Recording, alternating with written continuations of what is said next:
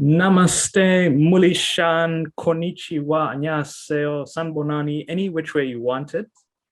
You're joined to another exciting episode of the Am I Streaming or Am I Dreaming podcast. I've got a really cool guest today who I met in Cape Town.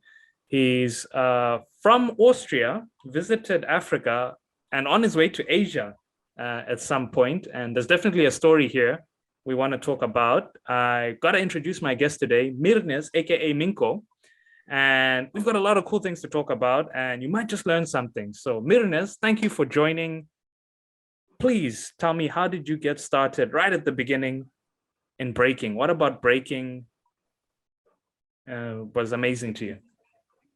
Hi, yeah, I just started breaking when I was 17. I started because in my younger age, I was looking for doing some kind of cool sports because of, I was a teenager looking for a girlfriend, maybe to impress a little bit. So I tried everything like football, as like soccer football, and also I tried American football, basketball, whatever. And I remember after the football training, I went to the locker room to change. And under the locker room, there's also a dance studio. And I entered the dance studio and I saw this amazing b-boys dancing there. And I'm like, shit, that's what I want to do. Exactly that. And when I saw it, I just talked to the people. I started going to the classes, took classes. And actually, it was like more an hobby in the beginning. Like everyone, like especially when you're a teenager, then you're also getting your girlfriend. I have to do my A level, all this stuff. Like also we have military service in Austria, so I had also to do my military service. And I would actually say I started really breaking around with 22 when I met my mentor and very good friend, Sebastian Kim, aka Jack One. And he inspired me so much and he gave me so much about to enter breaking. And that's the moment when it became a passion. And it was like, I want to put this really for myself to the next level. And even today, I'm working on this shit to put it on the highest level even possible for me. Awesome. You've given me such a great picture of different things I need to ask going forward. So already you've mentioned, so you were in high school, you were seeing different sports, you were seeing just the society in Austria and where you are from. So if I remember correctly, you are in Innsbruck, in Austria? Oh, sorry, Salzburg. Salzburg. Oh, yeah. Sorry. So Salzburg, yeah. And that's also a very big part of this story going next. So in Salzburg, you're in high school, you have access to these different facilities, and you now encounter b-boys. And you also mentioned military service, and that's something that Austria has in common with South Korea. So in South Korea, it's also compulsory military service, and a lot of b-boys complain about it, and they're like, no, we hate it, but it really gives them an ability to get shit done. They don't just talk. They're on like military time. We train, we do this. It must look like things need to be like when these guys break, it's like they're going to war. In your opinion, do you think military service makes you more like precise? And I think the biggest difference, especially between South Korea military and Austrian military, is that South Korea is always in this kind of tension conflict with North Korea, but Austria, there's no conflict. There's nothing. Like the only thing you get prepared, especially in military service, is more like catastrophic stuff, like I don't know, floods, or we have very rarely some small earthquakes or whatever. And that's more like the kind of service we try to prepare this stuff. For example, I was a mechanic for the tanks, and I was also driving them. And that was on the only thing, like I just prepared to build bridges, to rebuild houses very fast, or to save people from floods, like running through water or stuff like this. Actually, my specialty was like more more like rescuing people than fighting. I also have this kind of fighting training, but pretty less actually. And I wouldn't say that military prepared. Actually, the thing is like also, especially in Austria, it's a little bit dumb because it's more like bullying you mentally instead of really teaching you something. And that's the hard part. That was something I actually talked yesterday to a friend and explained that was the most fucked up part, because I would, when you do something wrong, then okay, then I got it. Then there should be some kind of judgment or whatever. But when I do something right, so why the fuck I have still to get pushed down? And that's something like very negatively about the military. The only Mm, positive mm, thing, I really learned to value my home, my mm. family, my friends, because you just get cut off and you're like in this area, like you get screamed at. You have to work Oh, from 6 in the morning till 10 in the night, and wow. even in the night you have to prepare for the morning, like cleaning your weapon, cleaning your stuff. And that was the thing where really recognized I really how much I appreciate the comfortability at home with my family, the possibilities to plan my day as I want and don't get it planned. You know what I mean? I got you. When I met you, you really seemed like a person who gets shit done. So you had been in Cape Town, I think, 2 months, already had a car. We're going here, we're going there, we're going there. And I think the military really gave you some valuable life skills. And going back now, you mentioned Salzburg, and you told me you worked for Redbull, the legendary Redbull. How did Um, that happen? How was that experience? If I had to compare that to the military, because Red Bull gets shit done, like in a fun way. But for me, I just see that things get it's done. just I have to say, I just would like say, I wouldn't say that the military give me that. It's more like me as a person, because I have also like actually I get the biggest influence the way how I act from a mentor. Like get your shit done, try to be the best in whatever you do, and when you want to choose something, then do it. Um, and also like with Red Bull, I'm not really like straight in working in Red Bull, like having a contract or whatever. It's more like okay, there's a I don't know like the BC Austrian BC1, or there's a training camp with the All Stars, and we need a driver, we need someone to help us, we need someone to take care, like how to say, take care of the dancers, like in showing them maybe around I or think like whatever. concierge, yeah. Yeah, something like this, Mm. more. And I really loved it. Like I get in actually into Red Bull over some friends. Like they opened their own company. It's called Rookies at Work. Pretty cool company, and they make also own Nice. commercials. And Red Bull found them, and they're actually all b boys and b girls there inside, or dancers in general. Like I think there's also dancehall dancer inside working, and pretty cool people. And through them, I got the contact more like to get into this to work like also to rep the dance styles. Like the one commercial you saw, I think with Machit and Candyman in the elevator. I was there when they're shooting, and I loved it to watch it, and that was so cool.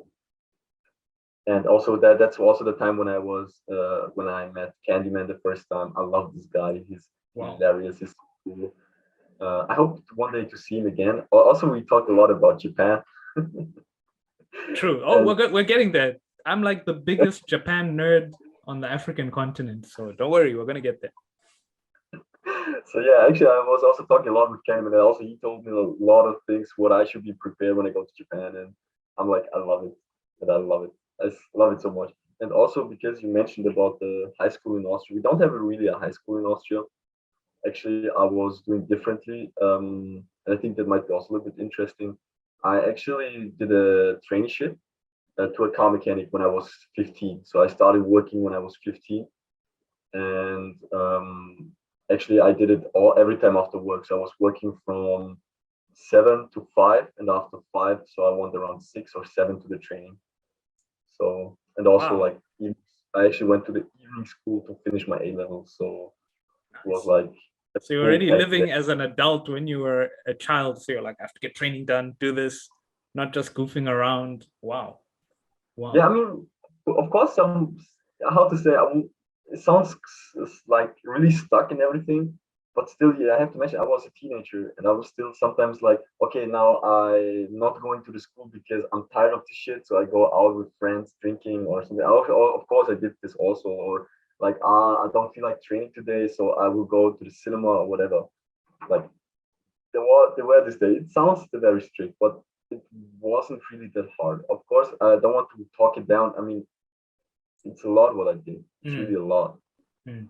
Uh, but I wouldn't say it was like hard. Actually, I really appreciate that time because I learned so much about myself. I really learned to get through this because it was a really challenging time. Like I like to be honest, when you're working from 7 to 5 and then going to school from 6 to 10, and you get home tired as fuck, knowing you have to wake up the next morning at 6 to go get ready at 7 at work, and I think it Wow. took me like 4 years to finish everything, and that it's really hard. And I remember when I was done, I was like, oh, shit, like I was I was like Wow. so relieved and everything. I like shit. I have so much free time. I don't know what the fuck should I do. Oh my gosh.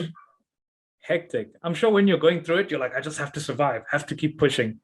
And Yes.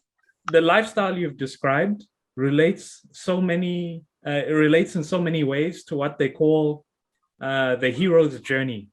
And this thing of the hero's journey, Nietzsche talks about it. Yeah. And it's used so much in many anime, Japanese animation and manga. This thing of going through harsh training, you come as a goofy kid, harsh training, you find yourself and you do this. And when I met you in Cape Town, even on your phone, the background, anime. So tell me, how did you have time? Because you were busy, you're mechanic, tanks, military, training. Where did you find time now for anime? You find every time, when you love something, when you for me it's every time so weird when people telling me I don't have time for something. That's bullshit. You just don't want to do it. That's all. It's not like you don't have time. You just don't want to take your time. And if there's something important to you, then you will find the time. I also like, for example, I met a girl and I fell in love with her, and I also took my time to have time for her. You know what I mean? So I had a relationship, and the same thing with anime. When I love anime, like I remember when I was 12 or actually, I was even younger. I think I was 7 when I came in touch with Dragon Ball, for example. And I fell in love with this kind of stories, the heartbreaking story of Naruto, for example. Or even in Naruto, the side characters like Rock Lee inspired me so much. And it gave me so much. It helped me so much to get through like harder times when I was no friends or when I went to school and working through all this shit because I want to be the protagonist of my own shonen anime. You know what I mean? Like for example, I have Mirio from My Hero Academia on my screen, and I love his attitude because it reminds me also of myself a little bit. Always smiling, always laughing, even when you fail, even when you're fighting something feels impossible to be like. Especially for me when I'm training with the All Stars, looking at them like what sick stuff they do, and then I'm going in barely doing a flare, and I'm like still smiling because I'm like, fuck, I appreciate what I saw and I wish I could do that one day. And so especially Muriel, like you know the story, he also have this kind of ability, like he's lacking of it. Like he can't do it barely and he's working hard as fuck to get actually done it. And he trained every day, even with his father and everything. And I can relate it very well because I also feel like I have a lack of talent or abilities for some stuff. I seen like this for example, there's one b-boy here in Austria, he's like 13 or whatever. He already learned the flare in like 3 months or Oh something. yeah, And I'm those like, naturals. yeah, exactly. Yeah. And I'm for sure not that kind of natural. I'm like stuck with my flare now for longer than a year or something. And now it's like, I don't know, I think 2 days ago I trained the flare and I did 2 rounds and I'm like, shit, I did 2 rounds. And that's like that saved my day, you know, like in the nights when I can't sleep, when I was in the military service, I opened my phone, watched anime on my phone. When I was in my class, sometimes I didn't took give attention to the teacher. I watched anime on my headphones because you don't go there because, how to say, the teachers know that you're not there because you're a student and you have to because of some laws or whatever. You choose for yourself to go there. That's the reason why it was even easier for me to leave it or go earlier when I wanted. So even then, when he was talking about some shit, I'm like, okay, I know that, I understand that, I don't need to give attention. Then I was sitting there watching Naruto or reading a manga. You know, like that's Wow. that's that's how I think. You know, and especially this kind of anime manga, like even today, like one of the biggest inspirations. And even today, like I love to read a lot about Madara, how he came up with the idea for him, like what is like his philosophy. Or, for example, a few months ago, I found out that, for example, if you talk about pain, that actually the six paths of pain is coming from in from the Indian religion, the Hinduism, Mm-mm. like Of things reincarnation and oh wow. the six paths of life, I think. And it was Wow. pretty cool to read this. And that's also how I get a little bit in touch with philosophy, with like also a lot of Buddhism wisdom is hidden in Shintoism is hidden in Oh the wow. animes.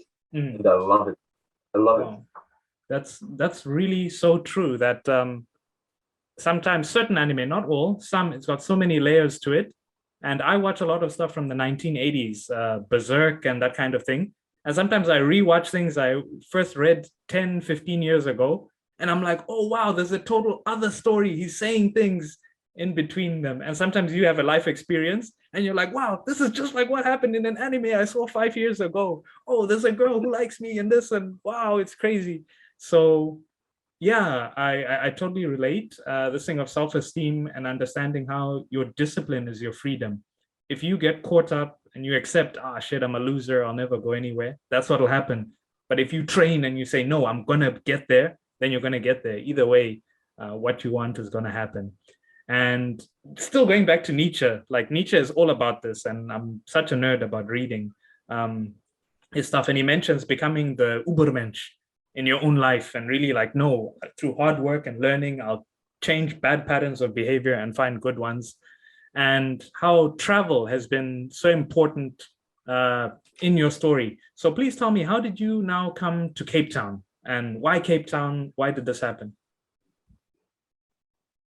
Like you mean also like in the story how I came up with traveling or how I Uh, came up with Kind of, but I think due to time, we'll talk specifically about Cape Town. You came to Cape Town to learn.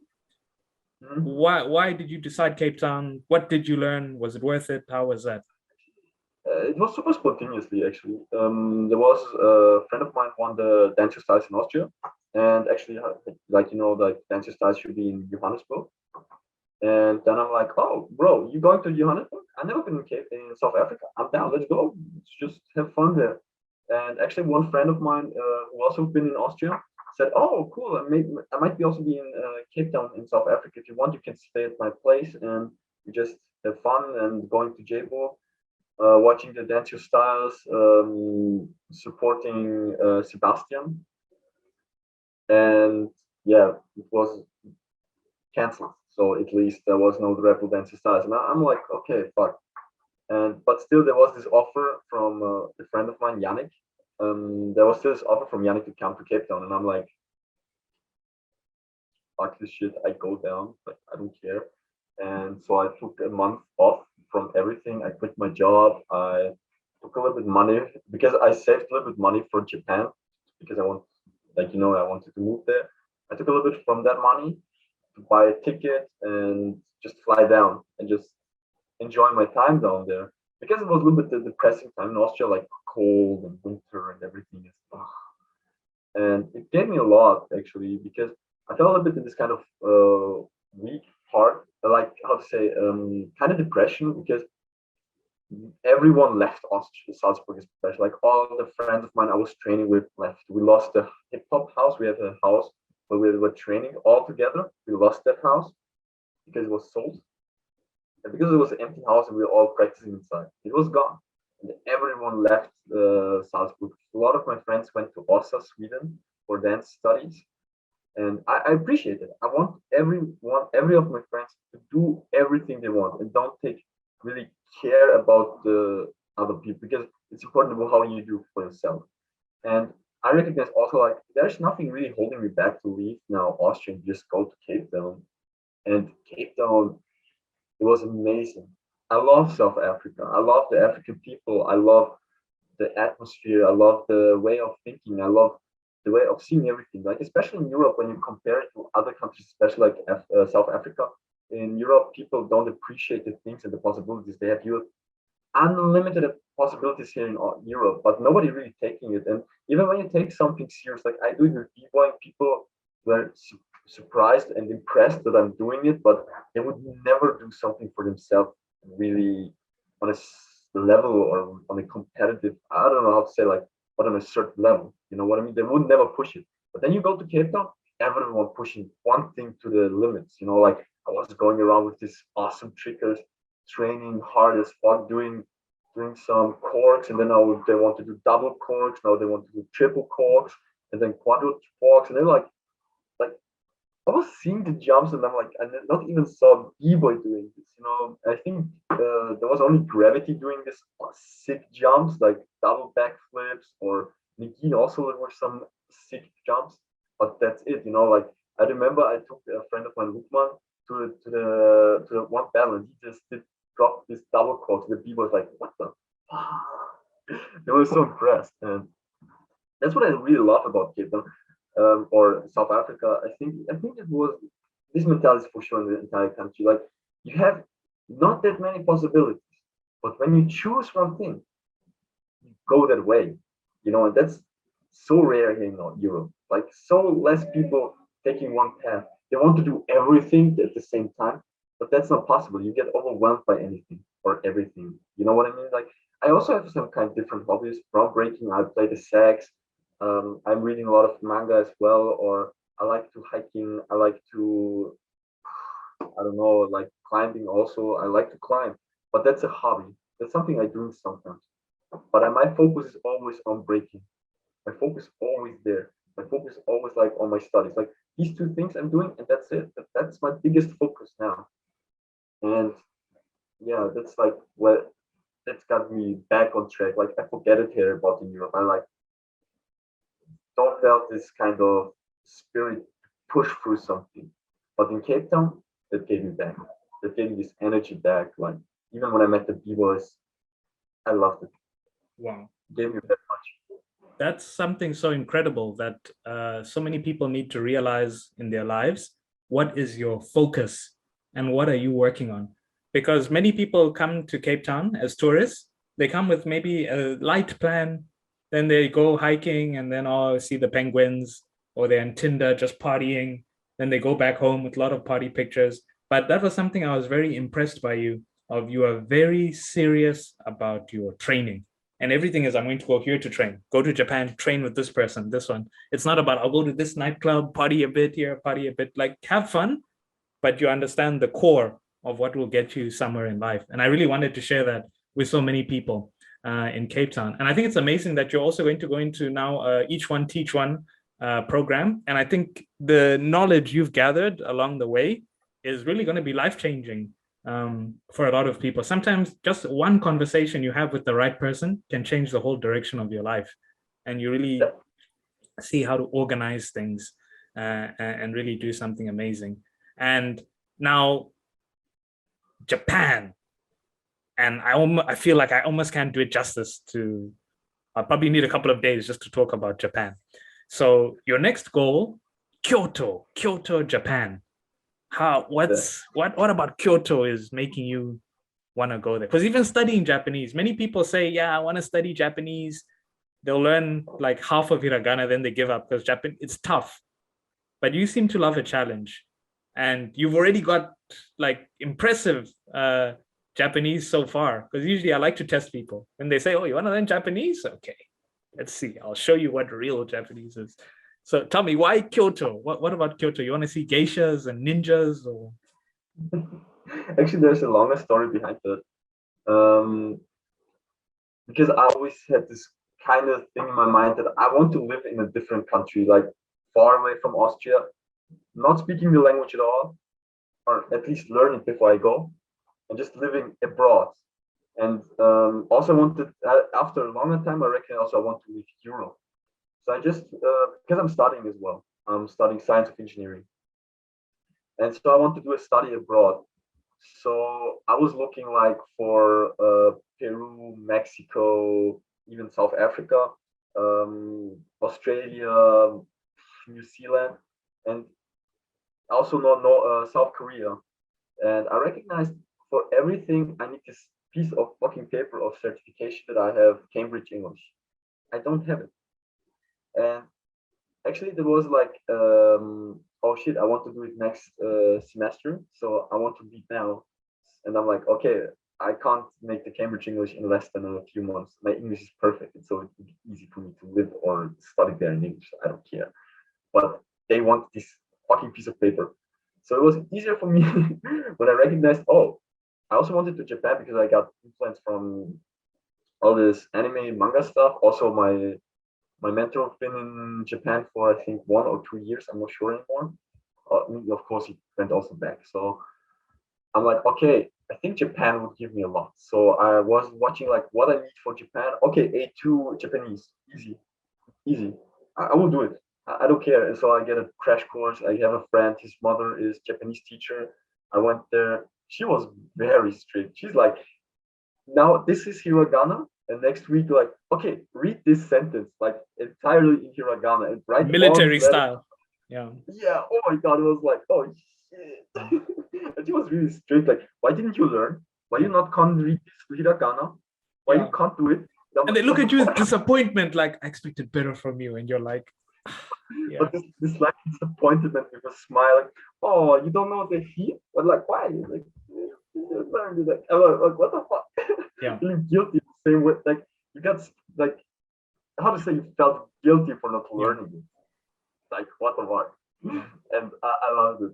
I loved it all, and it gave me a lot of fun of learning it. Even when like also she gave me a lot of sentences I have to learn, like moichido onegaishimasu, or I don't know. I get a lot now. Yeah. But she gave me a lot of sentences I have to learn. I have to learn katakana as well. She also gave me a lot of text in katakana to read, even when it's just everything in Japanese. And really have to train your brain, eh? And it's a painful process in the beginning, like forcing your brain to learn symbols. And your brain says, no, I don't want. It really have to force yourself, yeah.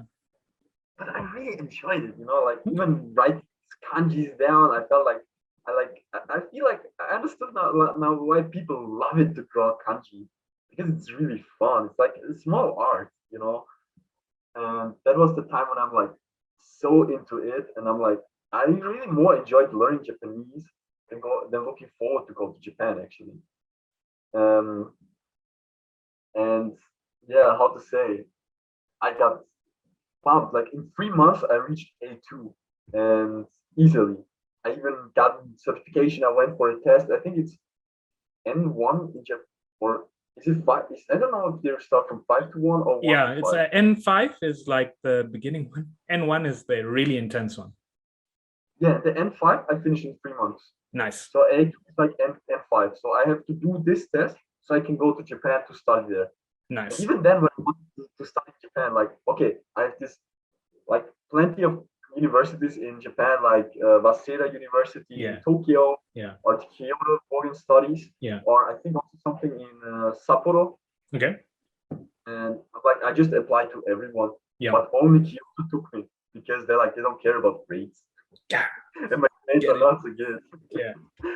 So I choose Kyoto, but yeah, like, there is this kind of pandemic thing that stopped me from doing it. True. And now I'm trying like for 2 years to get back on track to Japan. So I hope this time will work. More time to study. You'll just get stronger and go there like, yeah. Yeah, but the thing, like, I lost a little bit my motivation for studying it because there was this goal I have now went far back into the far forward into the future. Yeah. So there was more time for me. And how to say, that's something I have to change a little bit, but I'm the kind of person who's thinking about under pressure you can form diamonds. Yeah. And I'm like, okay, when I'm oh shit, I'm going to Japan, now I have to study. Now I have to make it happen. Yeah.